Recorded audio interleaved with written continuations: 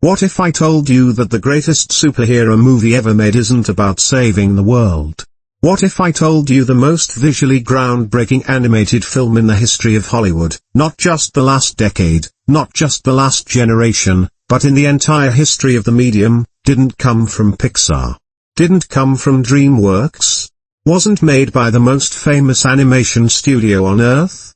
What if I told you it came from Sony Pictures Animation, a studio that, no offense to anyone who worked there, was not exactly known for pushing the boundaries of what moving images could do? What if I told you the most important superhero film since The Dark Knight was animated?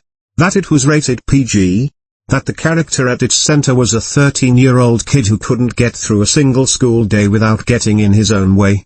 That this kid, who was failing his classes, who couldn't talk to his dad without things getting awkward, who was scared of practically everything, ended up being the most fully realized, most emotionally resonant, most genuinely inspiring superhero we had seen in a long, long time? What if I told you his name wasn't Peter Parker? His name was Miles Morales. And he was about to change everything. Welcome back, everybody. I am your name, and if you have been watching this channel for any length of time, you know that I do not throw around the word masterpiece casually. I believe in earning that word. I believe in backing it up with specifics, with evidence, with the kind of analysis that lets you understand not just that a piece of art is great, but why it is great, what it is doing, how it is doing it, and what it means. So when I say that Spider-Man Into the Spider-Verse is a masterpiece, not just of superhero cinema, not just of animation, but of filmmaking in the most serious and complete sense of that word, I want you to know that I am fully prepared to prove it. And that is exactly what we are going to do today. For the next hour or more, we are going to go deep. We are going to break this film down scene by scene, beat by beat, frame by frame. We are going to talk about the story, the full, rich, gloriously complicated story, and we are going to talk about the characters with the same depth and seriousness we would give to any film that actually matters. We are going to talk about what the film is doing beneath its surface, the themes, the symbols, the philosophical arguments it is quietly making. We are going to talk about what it did technically and artistically that no film had done before it. And we are going to give an honest critical assessment, where it is brilliant, and where, if anywhere, it falls short. There will be full spoilers in this video. Complete, thorough, nothing held back spoilers. If you have not seen Spider-Man Into the Spider-Verse and you want to experience it fresh, and you absolutely should want that, because the experience of watching this film for the first time, not knowing where it is going, is genuinely special, please pause, go watch it, and come back. It is on Netflix and Amazon and it is worth every second. For everyone else, let's go. Because this is going to be one of those videos. Section 2, Movie Overview, Context, Cast and Cultural Moment. Spider-Man Into the Spider-Verse was released on December 14, 2018, by Sony Pictures Animation. It was directed by Bob Persichetti, Peter Ramsey, and Rodney Rothman, a trio of directors working in genuine creative collaboration, which is an unusual and risky structure for a feature film but which, in this case, produced something extraordinary rather than something incoherent. The screenplay was written by Phil Lord and Rodney Rothman, based on the Marvel Comics characters created by Stan Lee, Steve Ditko, and, for Miles Morales specifically, Brian Michael Bendis and Sarah P. Shelley. Phil Lord is one of the most interesting creative forces working in popular cinema today. His filmography, Cloudy with a Chance of Meatballs, 21 Jump Street, The Lego Movie, follows a consistent pattern. He takes something that sounds utterly stupid and turns it into something that is secretly genuinely brilliant. The Lego Movie looked like a 90-minute advertisement and turned out to be one of the most inventive films of 2014. Into the Spider-Verse looked like an animated Spider-Man spin-off that nobody asked for. It turned out to be a generational achievement. The film was produced by Christina Steinberg and Amy Pascal, with Lord and Chris Miller serving as executive producers. This was a significant project for Sony, whose relationship with Spider-Man had become increasingly complex. The MCU deal with Marvel allowed Tom Holland to appear in Avengers films and his own Homecoming franchise, which meant the live-action Spider-Man space was somewhat occupied. Sony's animation division had the opportunity and the freedom to do something different. Something that wasn't beholden to the MCU's continuity or tone. Something that could be, in the truest sense, its own thing. They used that freedom extraordinarily well. The cultural context, why Miles Morales mattered. Miles Morales had first appeared in Marvel Comics in 2011, introduced in the Ultimate Marvel Universe as a mixed-race, black and Puerto Rican, teenager who takes up the Spider-Man mantle after the death of Ultimate Peter Parker. The character was created by Brian Michael Bendis and artist Sarah P. Shelley and was, from the moment of his introduction, both celebrated and controversial in exactly the way that meaningful representation tends to be. There were people who embraced Miles immediately, who recognized in him something they had not seen in superhero fiction before, a young man of color who was not a sidekick, not a supporting character, not a diversity add-on, but the actual protagonist of his own Spider-Man story. By 2018, Miles had accumulated a devoted fanbase in the comics world. But mainstream audiences, movie-going audiences, the people who fill multiplexes and talk about films around the dinner table, largely didn't know him. This film was their introduction. And the film understood the significance of that introduction. It didn't treat Miles as a placeholder for Peter Parker. It didn't treat his blackness and his Latinidad as visual details. It built a world around him that was specific and real. Brooklyn, specifically. His father's police precinct. His mother's nursing scrubs hanging in the hallway. The music he listened to. The street art he made. The Spanish his grandmother spoke. The particular combination of code switching and authenticity that defines the experience of a lot of young people of color who move between different social worlds. Miles Morales was drawn from life, not from demographics. The cast, voice acting at the highest level. Shameik Moore, who voices Miles, was 23 years old at the time of production. He'd been known primarily for the 2015 coming-of-age film Dope, where he played a similarly complex young black protagonist. His work here is understated and precise. He doesn't perform Miles's fear or Miles's grief. He lives in it. Every hesitation, every moment of adolescent awkwardness, every surge of unexpected confidence feels completely genuine. Jake Johnson, who voices Peter B. Parker, is best known from New Girl and various other television comedies. This is probably the best work of his career. The character he's playing, a burned-out, slightly pathetic, middle-aged Spider-Man who has let himself go after a painful divorce, could easily have become one note. Johnson makes him human in a way that transcends the comedy. You laugh at Peter B., but you also recognize him. You might even love him, a little. Haley Steinfeld, who voices Gwen Stacy, brings a particular quality to the role, a kind of quiet fierceness, a self-possession that barely conceals something fragile underneath. Steinfeld is a genuinely gifted performer, her work in True Grit and Edge of 17 demonstrated as much, and she uses that gift here to make Gwen feel like a complete person in the limited screen time she's given. Mahershala Ali as Uncle Aaron Davis, the Prowler, brings every ounce of his considerable dramatic weight to a character who exists primarily to break your heart. Ali has won 2 Academy Awards by the time of this writing. He is one of the most respected performers in American film. And he takes this animated villain-adjacent role and makes him feel like a full human being, which is exactly what the film needs him to be. Brian Tyree Henry as Jefferson Davis may give the most emotionally resonant voice performance in the entire film. His love for Miles, complicated, pressurized, occasionally misguided, always genuine, comes through in every line. The scene where Jefferson talks to Miles through the closed dorm room door is, in my opinion, one of the finest 2-minute stretches of emotional filmmaking in superhero cinema. And it is driven entirely by Henry's voice. Nicolas Cage's Spider-Man Noir is perfectly, wonderfully, completely committed to the bit. He plays a 1930s black and white Spider-Man with total sincerity, full deadpan gravitas, and the kind of straight-faced delivery that makes every absurd line funnier than it has any right to be. His monologue about wondering about color is one of the film's most quotable moments. John Mulaney as Spider-Ham is the kind of casting decision that either works completely or fails completely. It works completely. Mulaney's ability to deliver comedy with the timing of a grandfather clock in a perfect room makes Spider-Ham's Looney Tunes logic feel like a genuine art form.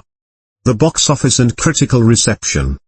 The film earned $384 million against a $90 million budget. For an animated film without a major franchise hook, no Toy Story legacy, no Frozen phenomenon behind it, this was a significant result. More importantly, the critical reception was overwhelming. It holds a 97% score on Rotten Tomatoes. It won the Academy Award for Best Animated Feature, beating out Incredibles 2 and Isle of Dogs. It won the Golden Globe. It appeared on dozens of year-end top 10 lists, not just animated film lists, but overall film lists, standing alongside dramatic and prestige films. A.O. Scott at the New York Times called it thrilling and original. Manohla Dargis called it a revolution. It spawned sequels, Across the Spider-Verse in 2023, which many critics argued was even better than the original. It changed the visual language of animation. Multiple major animation studios changed their production pipelines in direct response to what Spider-Verse had accomplished. And it introduced Miles Morales to the world. Section 3, Full Story Breakdown, Scene by Scene. Act 1, The World Before the Bite. The film opens with a sequence that is, on its surface, utterly familiar and yet, in execution, something fresh and funny and slightly subversive. A wall of text, what makes life worth living? And then, in slightly bolder font, New York City. The answer arrived at with the confidence of someone who has never seriously entertained another option.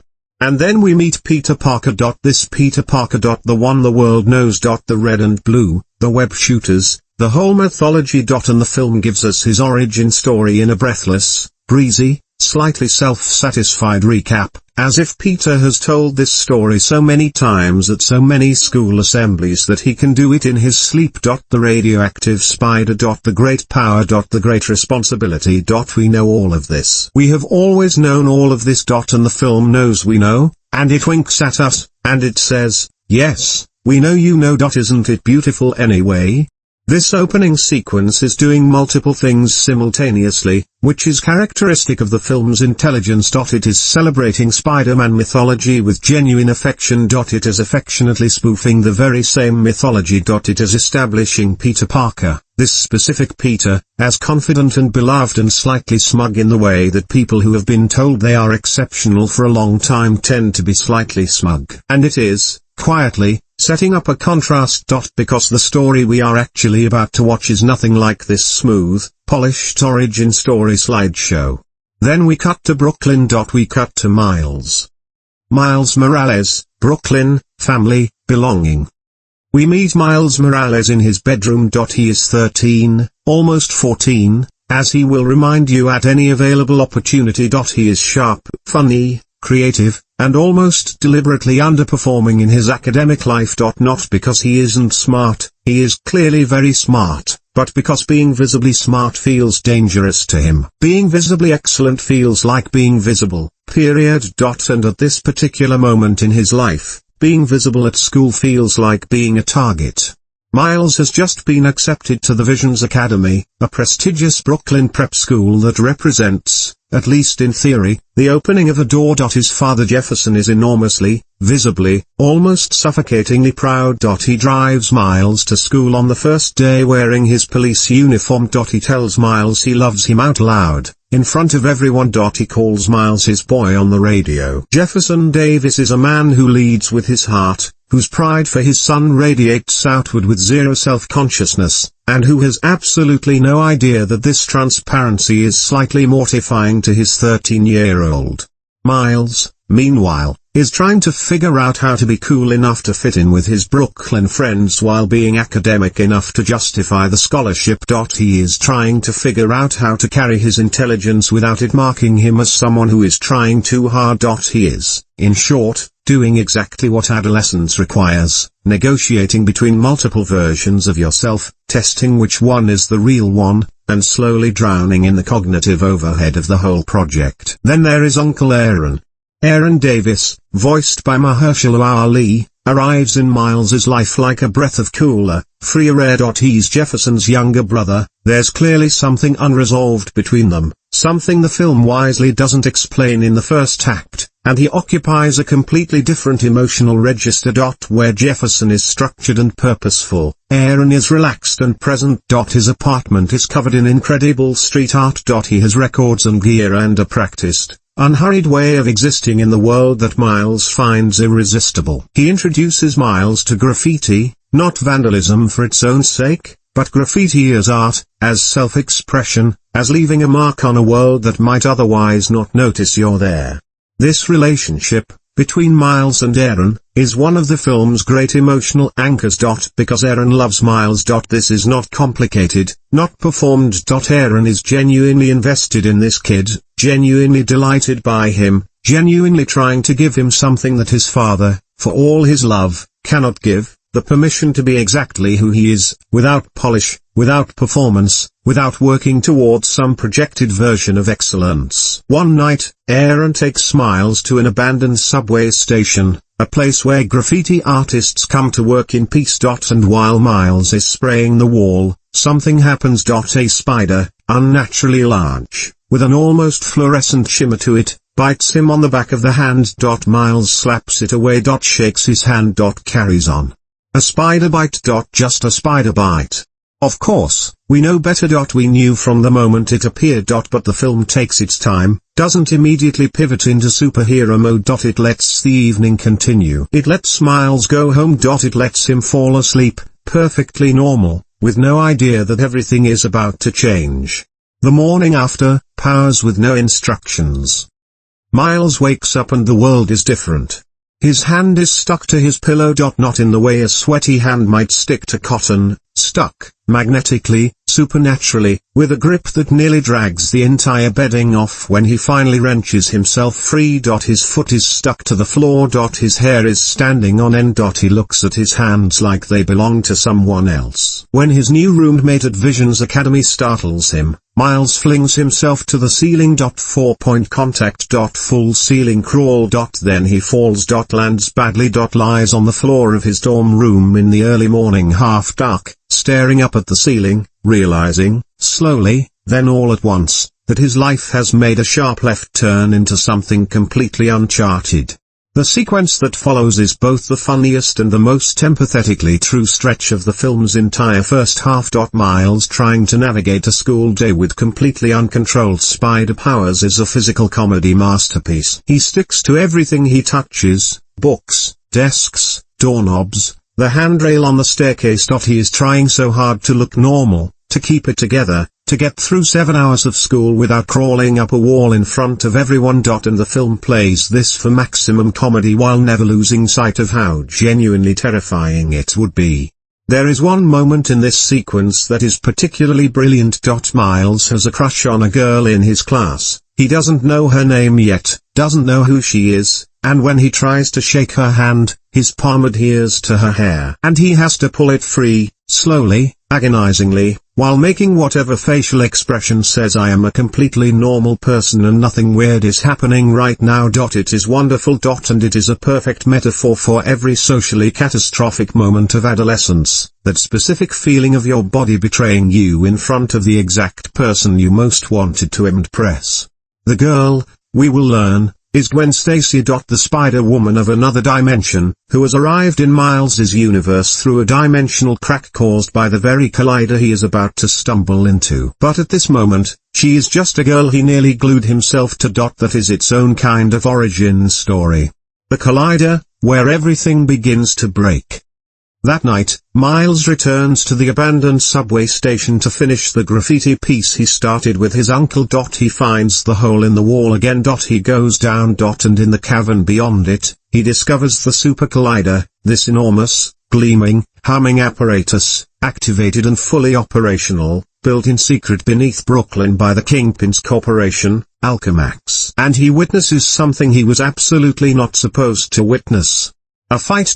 Between Spider-Man, the real Spider-Man, the Peter Parker of this universe, in the classic red and blue, and the Kingpin. Wilson Fisk. And watching the Kingpin in motion for the first time is a genuinely unsettling visual experience. The film's designers made an extraordinary choice in how to render Fisk. He is drawn to look physically impossible, a wedge of muscle and mass topped by a head that seems too small for the body beneath it. His legs, by comparison, look almost vestigial. He is less a person than a physical fact, a gravitational event, something that exists in a space and makes everything in that space rearrange itself around him. Liev Schreiber's voice work is deeply important here. He plays Fisk not as a screaming megalomaniac but as a man who speaks quietly because he doesn't need to raise his voice. Everything he wants tends to happen when he wants it to happen. He is a man who has operated at the center of total control for so long that the idea of something being beyond his reach is genuinely alien to him. Which is exactly what makes the backstory we will eventually learn so devastating. Because the one thing Wilson Fisk could not control was the moment his family saw who he really was. Fisk lost his wife Vanessa and his son Richard. Not to a villain. Not to Spider-Man. He lost them because they walked in on something, a confrontation, a moment of violence, a revelation of the true shape of Wilson Fisk, and they ran from him. And they died running. A car accident, instantaneous. Gone. The Super Collider was built for one reason, to open a rift between dimensions and retrieve, from some parallel universe, a version of Vanessa and Richard who never had to see what Wilson Fisk really was. Who still love him. Who come home to him. This is genuinely great villain motivation. It is monstrous and it is completely understandable. The Kingpin is not trying to achieve power. He has power. He is trying to undo a grief he cannot survive. He is trying to buy back the moment everything broke. And the Collider is his machine for doing the impossible, for refusing the terms of reality, for insisting that loss is a problem to be solved rather than an experience to be lived. Everything about Fisk, the violence, the corruption, the willingness to crack open the fabric of space-time without caring about the consequences to anyone else, everything flows from this single refusal. He will not accept that they are gone. The passing of the mask, Peter Parker's final gift. In the cavern, the fight between Spider-Man and Fisk escalates. Miles watches from the shadows, paralyzed. Peter Parker is fighting brilliantly, 10 years of experience, every technique honed, every instinct sharpened, but Fisk is almost beyond Spider-Man's ability to stop. The Prowler arrives, that terrifying figure in dark armor, fighting on Fisk's side. Peter gets to the Collider controls. He produces a small device, a modified flash drive he calls, with characteristic Spider-Man absurdity, a goober. It is a kill switch. A program designed to shut the Collider down permanently. And in the chaos of the fight, Peter Parker spots Miles. A terrified teenager in the shadows. And Peter makes a decision. He goes to Miles. Presses the goober into Miles's hand. Looks at him with urgency. There's only one of these, he says. You have to get it into the Collider's main interface. When you're ready. When you know what you're doing. You'll know when. And then he says something that will resonate through the entire rest of the film: good luck. Not I'll handle it. Not go get help. He hands the responsibility to a 13-year-old he has never met, in the middle of a catastrophic super fight, because something in Peter Parker recognizes something in Miles. Some quality. Some spark. Or maybe Peter is just running out of time and Miles is who's there. The Kingpin drives Spider-Man into the Collider itself. The machine fires. There is an explosion of dimensional energy, blinding, deafening, a rupture in the fabric of everything. Miles grabs Peter's hand. Peter looks up at him. And then the Collider crushes Spider-Man against its housing. Peter Parker is dead. Miles barely escapes the explosion. He surfaces in the normal world, the Brooklyn night, the subway platform above, the ordinary sounds of a city that has no idea what just happened beneath it. And he is holding a goober. And the most important superhero in his world is dead. And somehow, impossibly, that is now his problem. Let me stay with that for a moment. Because the film does not rush past it. Miles attends Peter Parker's funeral. He watches the city mourn. He sees the size of what Peter Parker meant, to New York, to the world. And he knows that somewhere under that city is a machine that is cracked open, and the only thing that can close it is the device in his pocket, and he cannot yet use it. That is an extraordinary amount of weight to put on a 13-year-old. And it is an extraordinary amount of weight for an animated film to ask its audience to sit with. But the film trusts us. It asks us to feel the full mass of it. And we do. Act 2, the Spider People arrive. The Collider's cracking of dimensional reality has opened rifts. And through those rifts, other Spider People are being pulled into Miles's universe. The first to arrive, and the most important, is Peter B. Parker. Not Miles's Peter. A different one. He lands in a dumpster, which is thematically appropriate. He is older than Miles's Peter, mid-30s, unshaven, wearing a suit that has seen better years. He introduces himself with a kind of exhausted, practiced charm. I'm Spider-Man. Not your Spider-Man. I can see this is really blowing your mind. Peter B. Parker is the film's secret protagonist, or co-protagonist, and his arc is one of the most moving in the film, which is saying a great deal because this film's arcs are all exceptional. We learn, in fragments, that Peter B. married Mary Jane Watson, the love of his life, and that somewhere along the way, between the hero work and the trauma and the distance that accumulates in a person who has spent 10 years dealing with extraordinary danger while pretending everything is fine, their marriage fell apart. Peter B. is alone. He has been alone for what seems like years. He has been eating too much and caring too little and getting through his days on autopilot, swinging around his own city in his own universe, technically doing the job, but not really living.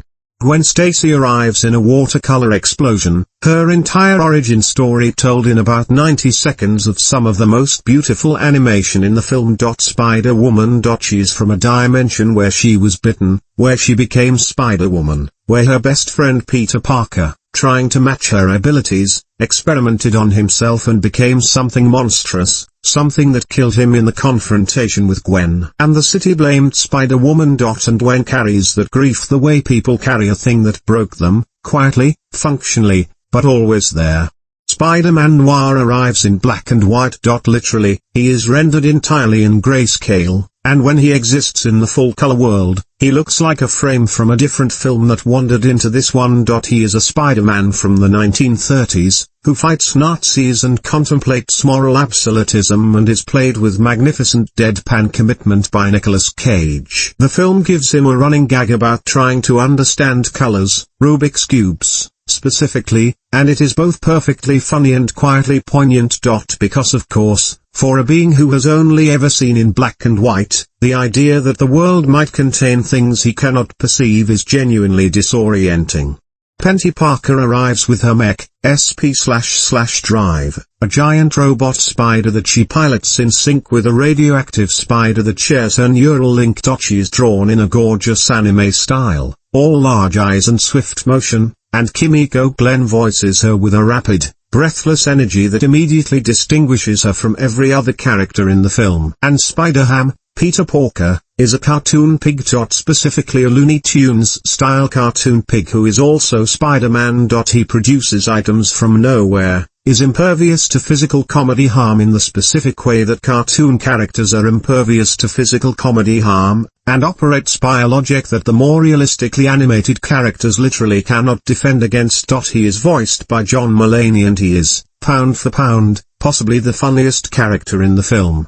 Together, these 5 Spider People, plus Miles, represent the Spider-Verse. The idea that Spider-Man is not a person but a principle. That in every dimension, in every culture, in every conceivable variation of human experience, someone rose to the challenge. Someone put on the mask. Someone chose the responsibility.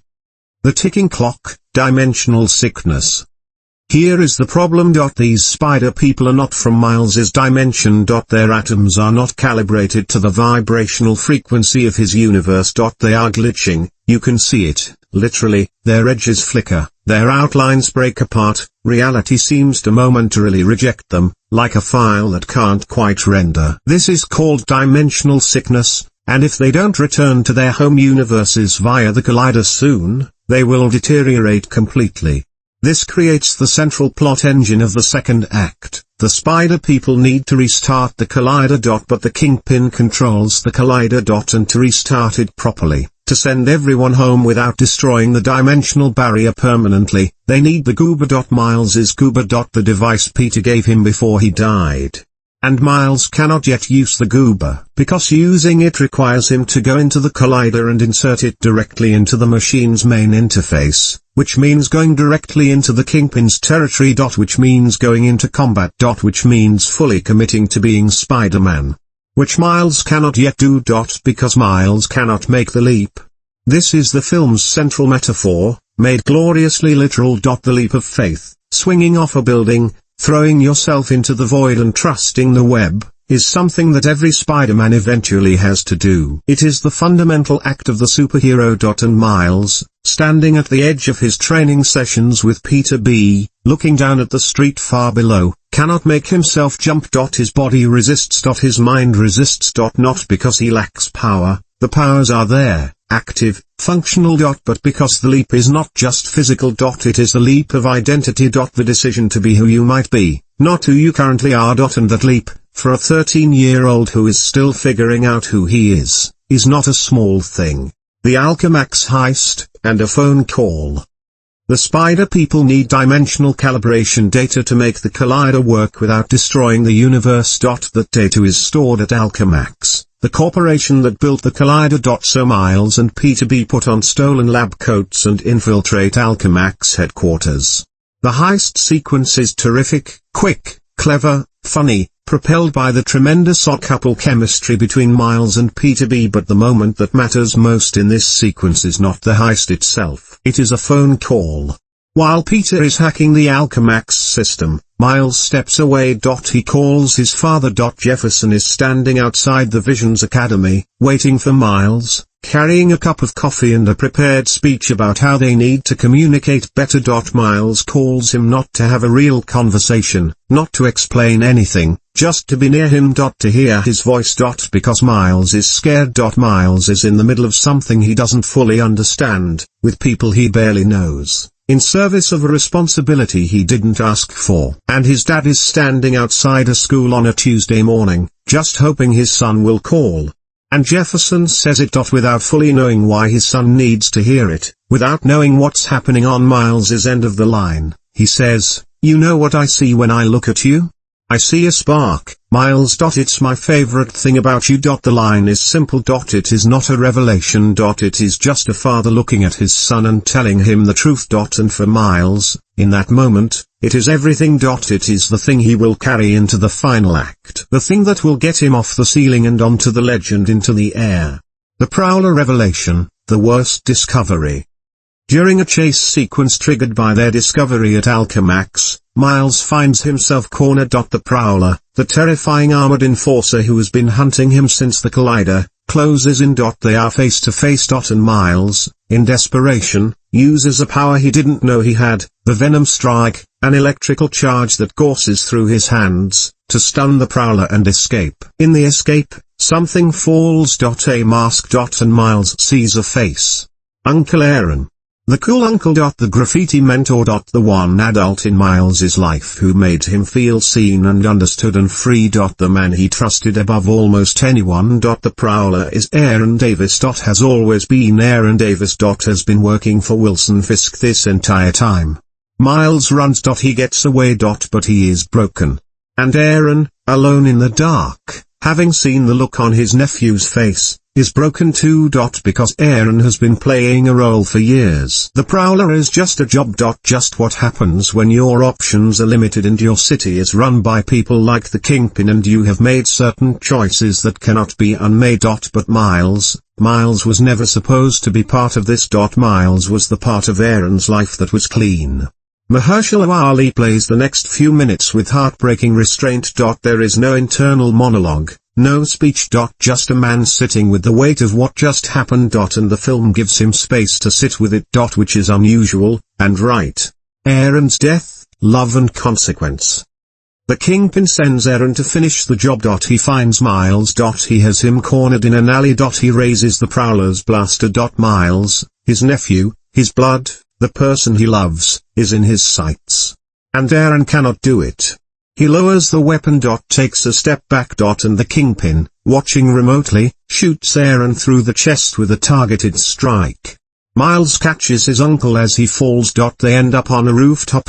Aaron is dying. He looks at Miles, this kid in a borrowed Spider-Man suit who he had no idea was Spider-Man, and he says, "I didn't know it was you."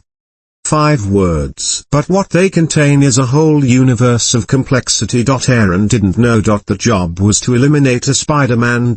He didn't know it was his nephew. And if he had known from the beginning.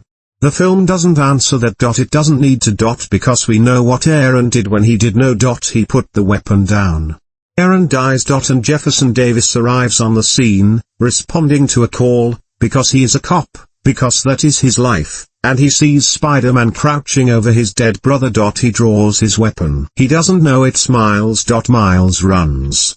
Miles runs from his father. From a gun his father is pointing at him. From a scene of grief and confusion and terrible misunderstanding, with masks between them that make the truth completely invisible.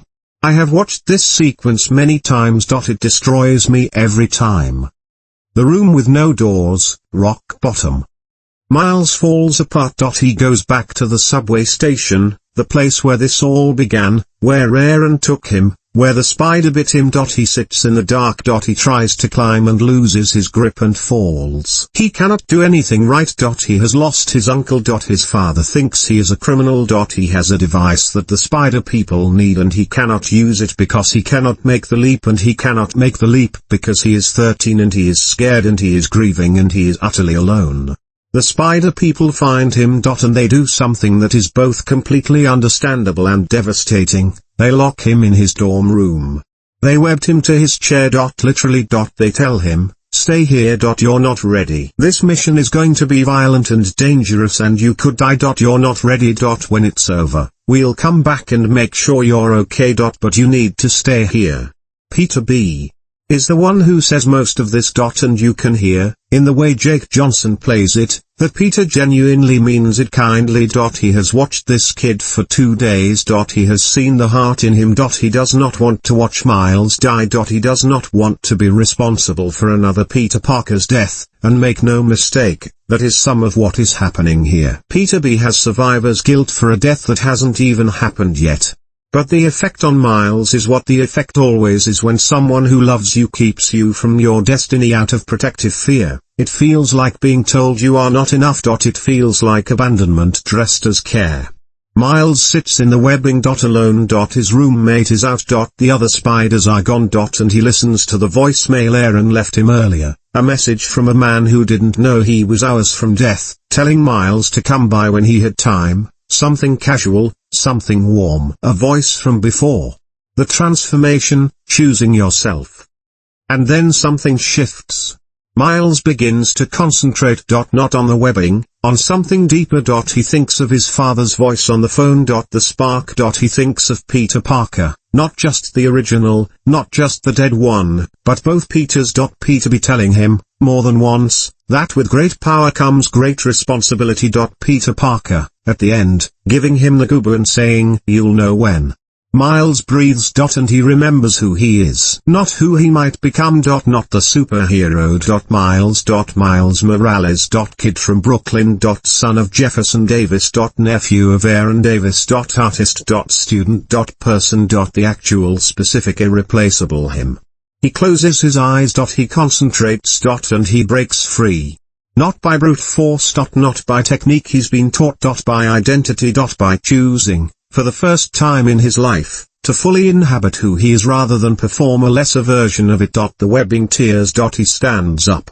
And then, and this is one of the great sequences in modern animation, Miles creates himself. He goes to his desk and gets out his spray paint. He takes the Spider-Man suit, the red and blue one, Peter's suit, and he customizes it. Not with careful artistic precision. With the quick, confident instinct of someone who has been doing art his whole life. Black and red. His logo. His design. His sneakers, not the standard issue boots. His own aesthetic, his own visual identity, his own declaration of self.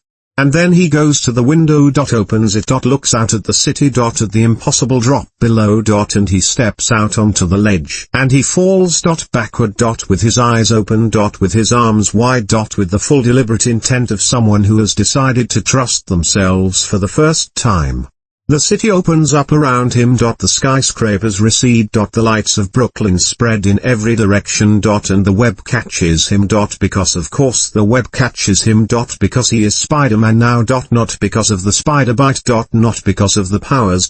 Because of this moment, this choice, this full acceptance of who he is and what he is willing to do. The music swells. The color becomes richer. Miles swings through Brooklyn with everything finally working, the speed, the precision, the impossible grace of someone who has stopped fighting themselves and just let themselves fly.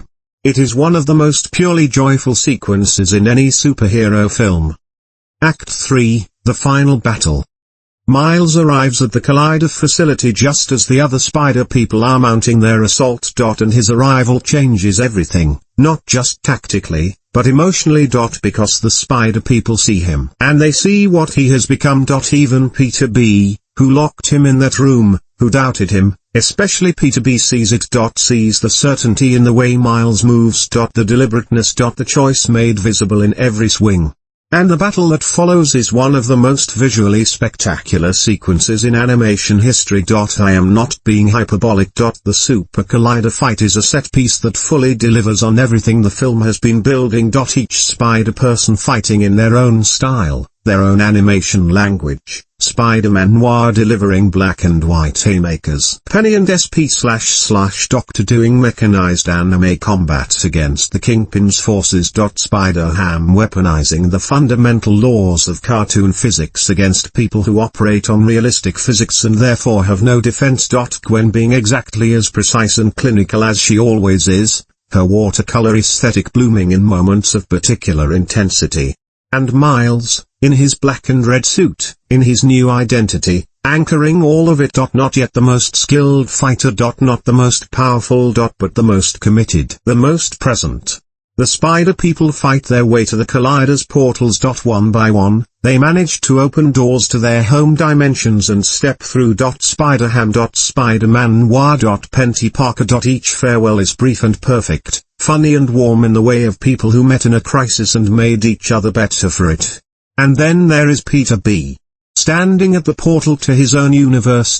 His home. His Mary Jane. And he looks at Miles. And he says, I am going to call her.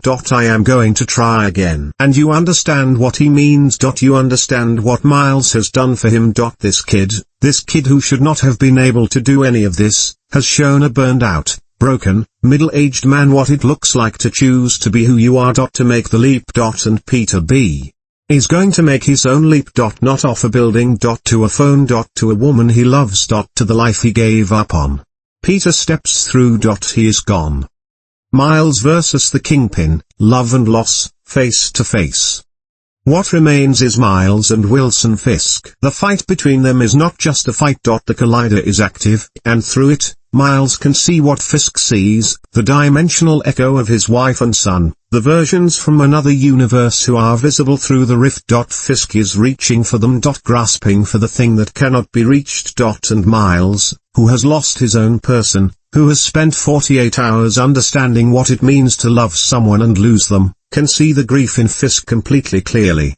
He can also see that the Collider is destroying reality. That what Fisk is doing, for the sake of replacing the people he lost, is tearing the world apart. And that no grief, no matter how immense, no matter how genuine, justifies that. Miles shuts the Collider down. He fights his way to the interface. He inserts the goober. He does what Peter Parker asked him to do in what turned out to be the last moments of his life. The Kingpin is defeated. Not killed. The film is not interested in that. He is arrested. By Jefferson Davis, who arrives on the scene to find a black-suited Spider-Man standing in the wreckage of a Collider chamber, and who does not know it's his son. Jefferson calls out to Spider-Man. And he says something that Miles needed to hear. I owe Spider-Man an apology. He says it publicly, into his radio. He says Spider-Man is a hero. He says he was wrong. And Miles, behind the mask, hears his father apologize to the part of himself he cannot yet show. He hears his father say that Spider-Man is a hero. And in his own disguised voice, through the electronic filter of the suit, he says, "I'm just a kid from Brooklyn." The final scene, a door and a father. Miles races home. Back to the Visions Academy, to his dorm room. He gets there just before Jefferson arrives. Jefferson knocks on the door. Miles stands on the other side of it in his Spider-Man suit. And there is a beat, just a breath, where the door between them is the whole film in miniature. The father who doesn't know everything. The son who is becoming something he cannot fully share yet. The love that crosses both sides of that door regardless. Jefferson says, "Miles. I know I don't always say it the right way. I know I put pressure on you. But I want you to know, I love you. Whatever you choose. Whatever you are. I believe in you." And Miles, with tears in his eyes behind a mask his father cannot see, says, "I love you too, Dad." The door between them. The masks between them. The love passing through all of it. That is the end of the story. Everything else is resolution, Miles fully embracing his identity as Brooklyn's Spider-Man, the city carrying on, the future opening up. And in a post-credits scene of absolute delight, we meet Miguel O'Hara, Spider-Man 2099, voiced by Oscar Isaac, using a dimensional travel device to hop across the multiverse, ending up in the 60s animated Spider-Man universe and immediately starting a rivalry with that era's Spider-Man that is both completely stupid and completely funny and a perfect grace note. Section 4, Character and Performance Analysis. Miles Morales, The Weight of a New King. Shameik Moore's performance is the foundation on which everything else is built, and it holds magnificently. What Moore gives Miles is something quite rare in animated voice acting, genuine vulnerability that never tips into weakness. Miles is afraid for most of this film. He is in over his head for most of this film. And Moore plays that fear without softening it. You can hear it in the slight hesitation before every big line, in the way Miles's voice hasn't quite finished deciding which register to occupy. And yet Miles never feels pathetic. He never feels like someone you pity. Because underneath the fear, there is always something else, the spark, as his father calls it. An intelligence that moves fast, a humor that is quick and warm, a creativity that expresses itself in art and improvisation. Miles is not a superhero who is secretly a mild-mannered civilian. He is a civilian who is secretly capable of heroism, which is a different and more interesting thing. His arc, from deliberate underperformance to full self-acceptance, is one of the cleanest and most satisfying character journeys in recent superhero cinema. It doesn't cheat. It doesn't shortcut. Every step of his development is earned by the scene that preceded it. By the time Miles is standing on that ledge, choosing to fall, we have been with him through enough that the moment lands with its full weight.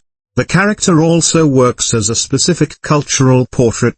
Miles is code-switching, the way he is slightly different around his dad, around Aaron, around his school friends, around Gwen, is rendered with real precision. This is not presented as a problem to be solved or a deception to be overcome. It is presented as what it is, the normal, exhausting, often invisible labor of navigating multiple worlds simultaneously. And the film's final act, in which Miles finds a version of himself that doesn't require that performance, that can just be, is deeply satisfying for that reason. Peter B. Parker, The Reluctant Mirror. Jake Johnson's Peter B. Parker is probably the most surprising element of the film for audiences who went in expecting Miles to be the whole show. He is, in many ways, the film's emotional spine, and it is a spine made of carefully concealed pain wrapped in defensive humor. What the film does with Peter B. that is so clever is that it gives him the same origin as Miles' dead Peter, the same powers, the same history, the same mythology, but then shows us what happens to that story if things don't work out. Peter B. is what Spider-Man looks like after 10 years and a divorce and the accumulation of ordinary unhappiness. He is what the hero looks like when the heroism has become routine and the rest of life has caved in. He is not a villain. He is not evil. He is just tired and sad and eating too much takeout. Johnson plays all of this without ever making Peter B pathetic. He is too funny to be pathetic, too genuinely warm in his best moments. But the pain is always there, and it is always real. And the relationship that develops between Peter B. and Miles, the reluctant mentor and the student who needs something the mentor didn't know he still had to give, is one of the most genuine depictions of mentorship I have encountered in popular cinema. Because it flows both directions. Miles needs what Peter knows, and Peter needs what Miles is. Gwen Stacy, the ghost who learned to stay. Haley Steinfeld's Spider-Gwen carries one of the most quietly devastating backstories in the film. Her version of Peter Parker is dead because of something she was involved in, not through malice, not through negligence, but through the complicated chain of events that occurs when ordinary people acquire extraordinary abilities and try to handle it in a world that isn't designed for them. Spider-Gwen has been blamed by her own city. Her father, Police Captain George Stacy, was assigned to bring her in. She had to leave everything. The effect of this backstory is visible in every interaction Gwen has in the film. She is warm, but from a slight distance. She is loyal, but careful about who she opens to. When she connects with Miles, the funny, frightened, real kid who is going through something she recognizes, it is genuine and restrained at the same time. She is not ready to be close to another person and potentially lose them. She is not sure she will ever be ready for that. But she shows up. Every time the film needs her, she shows up. And showing up, for a person who has been hurt by showing up, is a kind of bravery all its own. Wilson Fisk, the monster with a human core. Liev Schreiber's Kingpin is a villain for the ages, and what makes him work, what elevates him beyond a generic antagonist, is the film's commitment to treating his grief as real. He is not using grief as an excuse. He is not performing grief for sympathy. Wilson Fisk is genuinely broken by the loss of his family. Genuinely, completely, in a way that has bypassed all his other emotions and become the single organizing principle of his existence. And the film is clear that this does not justify anything he does. The super collider, if fully activated, would cause dimensional collapse, would destroy not just Miles's universe but potentially all of them. Fisk knows this and proceeds anyway. Because what are other people's universes worth when measured against his wife? Against his son? This is the logic of a man who has collapsed the entire world into a single grief. And Schreiber voices it with a quietness that is more terrifying than any amount of shouting would be. He is a man who has stopped being afraid of consequences. That is a very specific kind of danger. Jefferson Davis, the father trying to see. Brian Tyree Henry is doing something extraordinary with relatively limited screen time. Jefferson Davis is not a complex character in terms of plot function, he is Miles's father, Miles's source of pressure, and eventually Miles's source of validation. But Henry makes him feel like a whole person, not a narrative device. The key to Jefferson is that he loves Miles correctly even when he loves him wrong. His pressure is love. His expectations are love. His awkward persistence, showing up at school, calling on the radio, knocking on the dorm room door, is love. And the film doesn't ask us to condemn him for the ways his love sometimes manifests as pressure. It asks us to see him clearly. To see that this is a man who grew up in a world that did not always extend grace to men who looked like him, who fought to build a life and a family that had safety and opportunity in it, and who is terrified that his son does not understand what is at stake. The door scene at the end is Jefferson at his best, stripped of strategy, stripped of performance, just saying the true thing as clearly as he can. And the power of that scene is proportional to how well Henry has established who Jefferson is across the whole film. When he says "I believe in you," it lands because we know how much it means for this particular man to say those words. Section 5, Themes, Symbolism and Subtext. The democratic myth, anyone can wear the mask. The film's central argument is one of the most powerful that popular fiction can make, that heroism is not determined by genetics, birthright, or a singular chosen destiny. It is determined by choice. By the decision, made in the face of fear and loss and inadequacy, to show up anyway. To act. To be the person the moment requires. This is not a new argument in Spider-Man mythology. Stan Lee was making it in 1962. But Into the Spider-Verse makes it with a specificity and a passion that the decades of adaptation had never quite achieved. By showing us a Spider-Man who is not Peter Parker, who is explicitly not the original, not the expected version, not the one the mythology had designated. The film makes the argument visible. Miles doesn't inherit the mantle. He earns it. He chooses it. And that choosing is the whole point. This argument is also deeply political in the most constructive sense. The idea that heroism is accessible to a black Puerto Rican kid from Brooklyn, that the mythological space of the superhero is not owned by any particular demographic, is not a trivial claim. Popular mythology shapes how people understand possibility. When the myth expands to include Miles Morales, something real changes about who can imagine themselves as the hero of their own story. Grief as the true villain. Look at every major character in this film and trace their arc back to a loss. Miles, Uncle Aaron. Peter B., MJ and his marriage. Gwen, her Peter. Jefferson, the failure of his relationship with his brother Aaron, which we sense running beneath everything. And the Kingpin, his wife and son. The film is saturated with grief. And its argument, delivered through the varied arcs of all these characters, is consistent. Grief that is refused, that is denied, that is redirected into something violent or protective or controlling, that grief destroys. Fisk's refusal to accept his loss is literally tearing the universe apart. Peter B's withdrawal from his own life in the aftermath of his divorce has reduced him to a ghost. Miles' terrified avoidance of his own potential is, at its root, a fear of becoming someone who has more to lose. But grief that is accepted, grief that is carried rather than suppressed, that is honored and allowed to transform into something else, that grief becomes fuel. Miles grieves Aaron and uses that grief to become fully himself. Gwen grieves her Peter and chooses, eventually, to remain in connection with the world rather than close it out. Peter B faces his emptiness and decides to try again.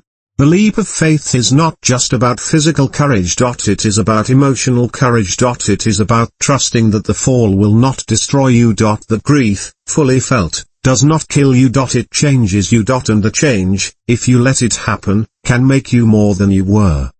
The mask, performance, privacy, and permission. Spider-Man's mask has always been philosophically rich. It allows a private person to act publicly without losing themselves. It creates the space for heroism in someone who might otherwise be too afraid to be heroic. But Into the Spider-Verse uses the mask more complexly than most iterations.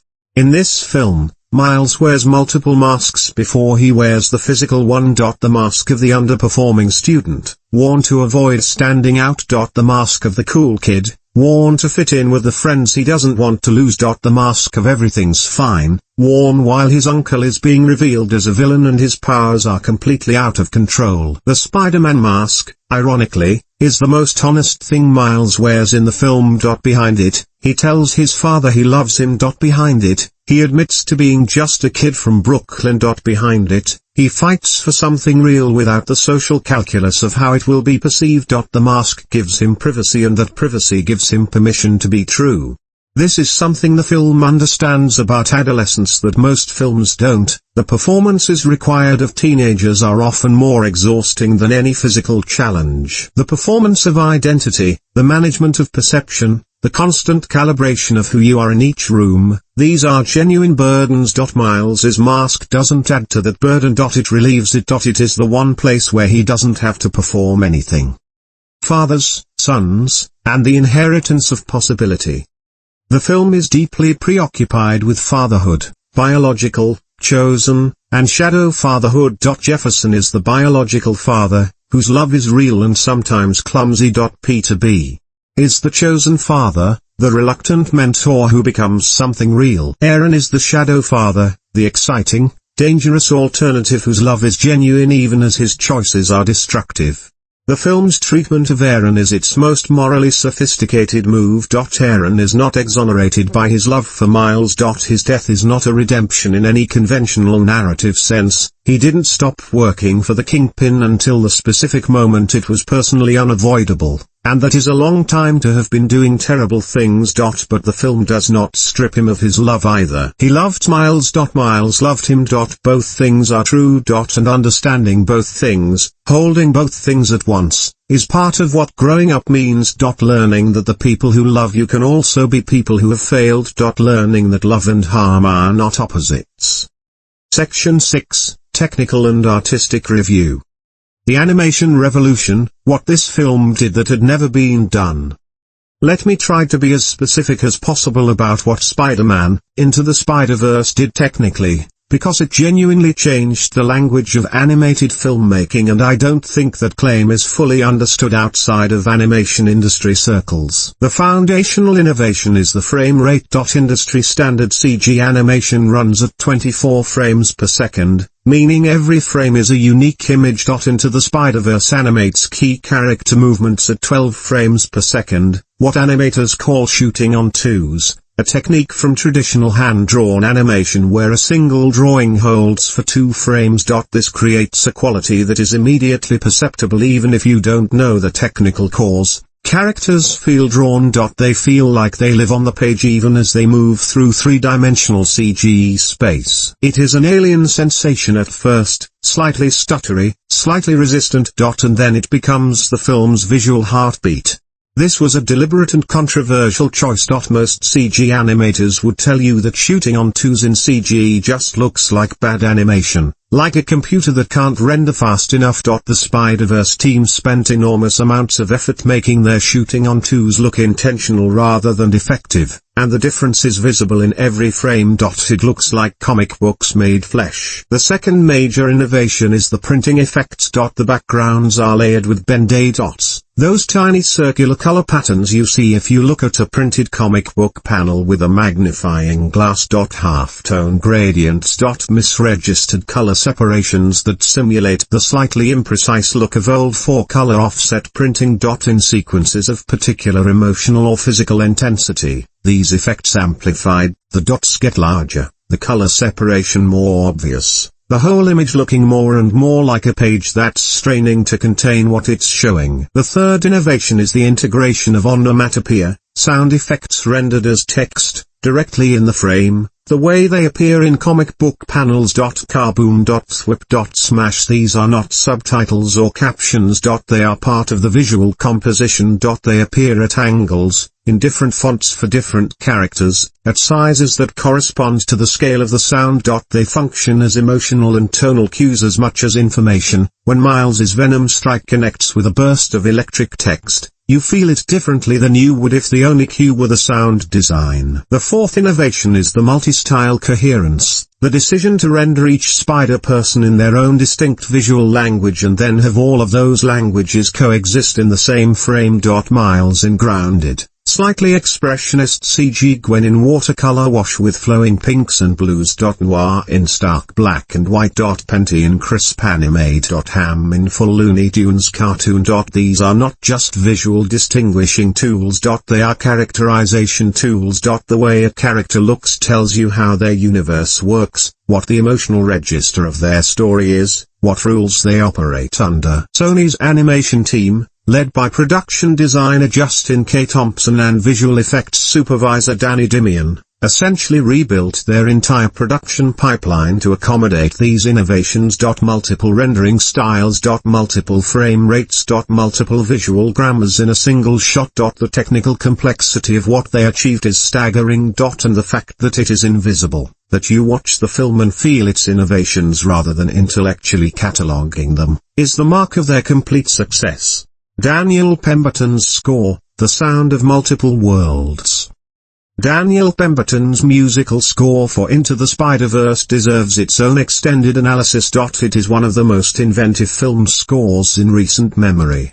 Pemberton's approach was to create a score that was as multidimensional as the film itself, that incorporated the sonic languages of Miles's Brooklyn hip-hop world, the epic orchestral tradition of superhero cinema, jazz, for the noir sequences, electronic music, for the dimensional instability sequences, and anime-influenced instrumental passages. These elements don't sit in separate compartments. They bleed into each other. Hip-hop production creeps under orchestral swells. Jazz fragments interrupt electronic textures. The sound is never fully settled, never fully at home in any single musical world, which is exactly appropriate for a film about people who are literally in the wrong universe.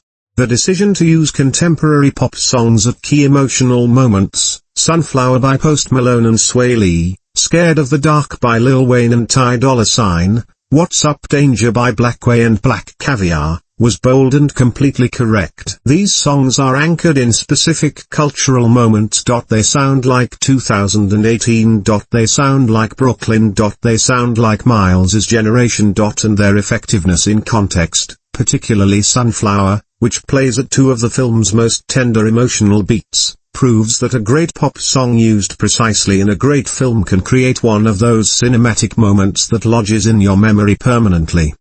Editing, pacing, and the language of comics. The editing of Into the Spider-Verse, by Robert Fisher Jr., is doing something subtle and brilliant that rewards analysis. Films cut between shots at a rhythm that the audience unconsciously learns and adapts to. Spider-Verse cuts at multiple rhythms simultaneously. Action sequences cut with the rapid, almost page-turning pace of a comic book read quickly. Character scenes breathe with longer takes. And crucially, transitions between the two modes are handled with a facility that should feel jarring but doesn't, because the film has built the audience's visual literacy up to the point where the shifts feel organic. The use of comic panel framing at key moments, where the screen literally divides into multiple panels, showing different elements of a scene or different characters' reactions simultaneously, is handled with restraint and deployed for maximum effect. It's not a constant gimmick. It arrives at the right moments, does its work, and recedes. This restraint is part of what makes it effective. Section 7, Critical Review, Comparisons and Honest Assessment. Alright. Let me be honest. Into the Spider-Verse is as close to a perfect film as any superhero movie has gotten. It has virtually no wasted scenes. Its characters are drawn with a precision and a humanity that most live-action films struggle to achieve. Its visual innovations are real innovations, not stylistic novelties, and they are deployed in direct service of the story and the themes. Its emotional beats are earned, not manufactured. It makes you laugh and makes you cry and makes you think and makes you want to watch it again immediately, which is the fullest possible definition of great cinema. But it is not quite perfect. Let me tell you where the cracks are. The Kingpin, for all the conceptual richness of his motivation, is slightly underserved in terms of actual screen time and development. The film tells us his backstory rather than showing us most of it. We get a brief, powerful flashback. We get Liev Schreiber's excellent voice work. But we don't spend enough time in Fisk's perspective to feel the full weight of his grief the way the film wants us to. A film that trusted itself even more might have given him another 10 minutes. The secondary Spider people, Noir, Penty, Ham, are wonderful as concepts and surprisingly effective in their moments, but they function more as vivid cameos than as full characters. This is understandable given the film's runtime and the number of stories it's managing. But it does mean that their arrivals and departures, while charming, don't carry the emotional freight that Miles's and Peter B's arcs carry. A sequel, or a short film, that gave Gwen or Noir their own complete story would be welcome.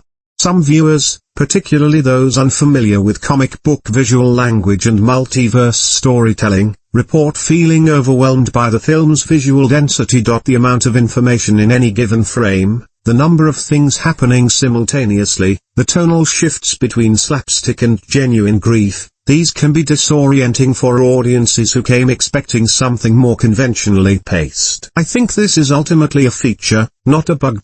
But it is worth acknowledging. How does it compare against the MCU's Spider-Man films? And I genuinely enjoy those films. Spider-Verse operates at a fundamentally different level of thematic ambition. The Holland films are charming and well-crafted and they understand Peter Parker's essential geniality. But they are episodes in a larger franchise story, and that episodic quality limits how deeply they can invest in any individual arc. Spider-Verse is its own complete thing. Miles's story begins and ends in this film. There is no sequel hook forcing the final frame, no post-credits scene that compromises the emotional resolution. It is a complete work.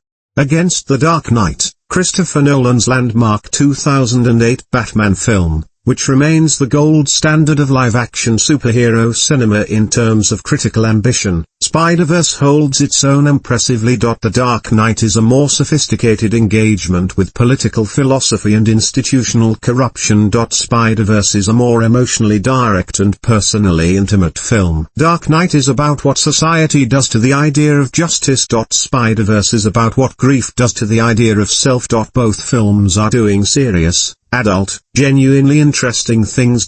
I would argue that Spider-Verse has more actual heart, that it is less armored, more willing to be nakedly moved by its own story. Against the best of Pixar, Inside Out, Coco, the early Toy Story films, Wall-E, Spider-Verse belongs in the conversation. It may not have the structural genius of Inside Out or the cultural specificity of Coco, but it has a visual imagination that neither of those films attempts. It is doing something Pixar has never done. And it is doing it while also managing an emotional complexity that matches or exceeds most of Pixar's catalog. The most interesting comparison, actually, might be to Spider-Man, Across the Spider-Verse, the 2023 sequel, which many critics and viewers argued was even better than the original. I won't spoil Across the Spider-Verse here, but the existence of that sequel, and its quality, tells you something about the foundation Into the Spider-Verse built. You can't have Across without this. And the fact that this film established a world and a set of characters rich enough to support something even more ambitious in the sequel is itself a testament to how well it was made. Section 8, Final Verdict and Closing Thoughts. What is Spider-Man, Into the Spider-Verse, really, when you strip away all the multiversal machinery and the revolutionary animation and the incredible voice cast? It is a story about a boy trying to figure out who he is. It is a story about what happens when the person you looked up to, the Peter Parker who was supposed to handle all of this, is gone. And you are holding the thing they left behind. And you have to decide what to do with it. It is a story about fathers who love their children in all the imperfect, pressure-laden, deeply human ways that fathers actually love their children. About uncles who make you feel seen in ways that your parents, despite all their love, sometimes can apostrophe. About mentors who don't have it together and teach you anyway, who teach you more, maybe, precisely because they don't have it together. It is a story about grief. About the difference between the grief that builds a super collider to tear reality apart in search of something that cannot be brought back, and the grief that gets you onto a ledge at night, looking down at the city you love, and makes the leap. It is a story about the mask. About the versions of yourself that you present to different people. About the moment, the terrifying, liberating, completely necessary moment, when you stop performing and just choose to be. When the mask is not something you hide behind but something you choose. Something that is, genuinely, you. And it is a story about Brooklyn. About a city, a neighborhood, a specific sonic and visual and cultural reality that the film renders with love and precision. Miles Morales is not Spider-Man but also happens to be black and Latino. He is Spider-Man because he is black and Latino and from Brooklyn. His specific identity is not incidental to his heroism. It is constitutive of it. Who is this film for? It is for 13-year-olds trying to figure out who they are. It is for 35-year-olds who have stopped trying to figure out who they are and need to start again. It is for every person who has stood at the edge of something enormous and felt the whole weight of their body pulling them back from the jump. It is for every person who has had a father who loved them imperfectly and meant it completely. It is for every person who has lost someone and had to keep going anyway. It is for every person who has ever been told, explicitly or implicitly, that they are not the expected version, not the real version, not the right kind of hero for the story. This film says, you are. You always were. The mask was made for you too. Final rating. My rating for Spider-Man, Into the Spider-Verse, 9.8 out of 10. It is among the finest animated films ever made. It is among the finest superhero films ever made. It is among the finest coming-of-age films of the last 20 years. The fraction of a point withheld is for the slightly underwritten villain and the necessarily thin secondary Spider-People arcs. Everything else is as close to perfect as this kind of film can get. If you have not seen it, and somehow, if you are watching this video, that seems impossible, but if you haven't, please go right now. It's streaming. It is 90 minutes of your life that will pay dividends for years. If you have seen it, go again. It is a better film on the second watch than it is on the first, and it is astonishing on the first. There are layers in this film, visual gags tucked into backgrounds, character details visible only in retrospect, thematic rhymes that only become clear once you know where the story is going. It rewards the attention you give it. It is, in the truest and most precise sense, a work of art made by people who cared about it enough to put everything they had into every frame. And Miles Morales, standing on that ledge, falling backward into the dark, trusting the web to catch him. Miles is all of us. Every one of us who has ever stood at the edge of who we might be and felt the whole body of who we currently are resist it. He jumped. And so can you. That's going to do it for today's breakdown. If this video gave you something, if it made you see the film differently, or made you want to see it for the first time, or just gave you 90 minutes of good company, please hit the like button. It genuinely helps this channel. Subscribe if you have an apostrophe T. And leave me a comment. What does Spider-Verse mean to you? What is your favorite moment? What is the scene that gets you every time? I'll see you in the next one.